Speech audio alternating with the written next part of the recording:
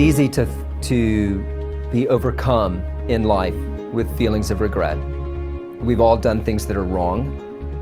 We've all done things that we wish we could take back and undo. We've all experienced failure.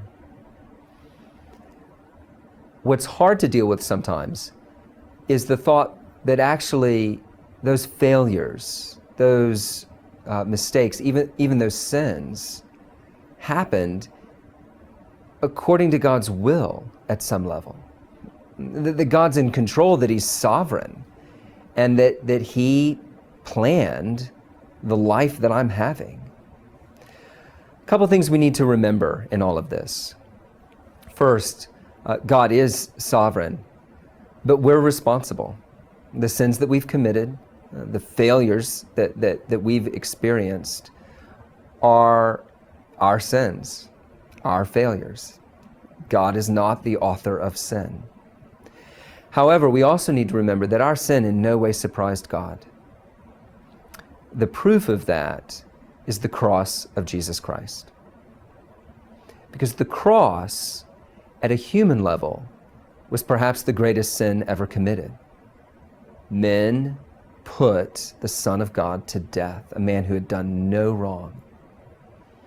And yet, the cross was not something that just happened and God then manages to redeem it and use it for something better.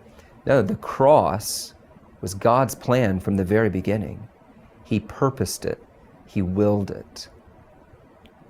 So when we think about our own lives, we need to understand that God is in absolute control of our life, and that He has purposed our life and is in control of our life for one great reason, and that is to bring glory to Himself through Jesus Christ.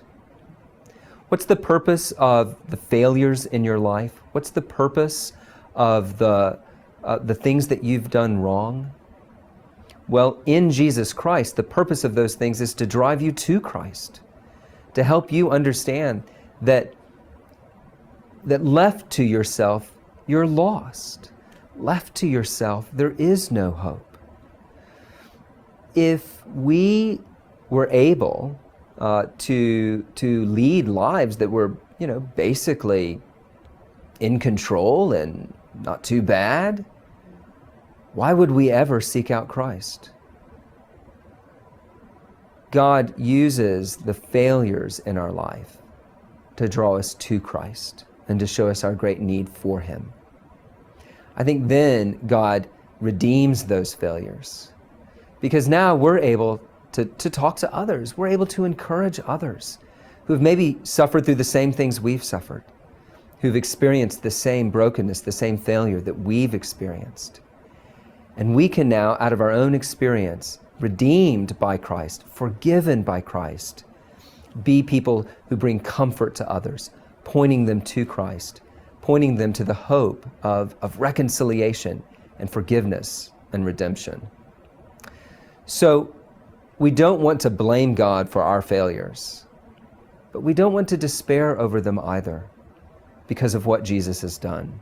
We can have hope that God is redeeming our broken lives for His good and glory, and for the encouragement and help of others.